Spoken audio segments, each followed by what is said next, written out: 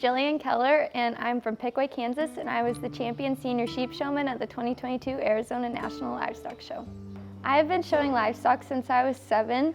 When I was old enough, my grandparents and my mom put me into 4-H, and we showed all the species: horses, sheep, goats, cattle, pigs, and I think we even showed a rabbit at one point. A challenging time in my show career was when we used to have all of my livestock at my grandparents' place, which honestly isn't too far from here, maybe 15-20 minutes, but making that trip twice a day at least to go do chores, work legs, work hair, it got challenging and we weren't able to spend enough time with the animals. And so I believe it was 2018 when we were able to finally move everything to my house here in Pickaway. A challenge that I overcame specifically for the Arizona National last year was I was in a rollover car accident on the way to Phoenix. We all walked away fine, and we were in Phoenix just a couple hours later than we planned, drenching sheep in the parking lot of our hotel, getting ready for the show the next day. And we got into the fairgrounds that next morning and we showed in showmanship.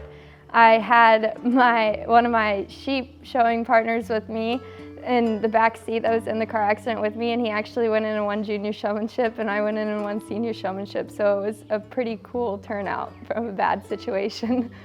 Going into the final senior showmanship drive, I was getting pretty nervous. She had pulled back quite a few senior showmen from each class, so it was making me a little nervous on how I was going to perform, how I was going to come out overall.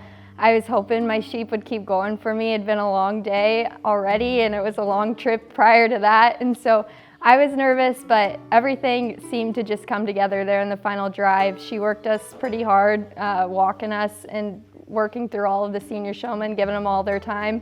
And it eventually got down to 3 or 4 of us, I believe, and she placed us off of it, and I walked up and gave her my handshake and pulled into line to get talked for champion senior showman.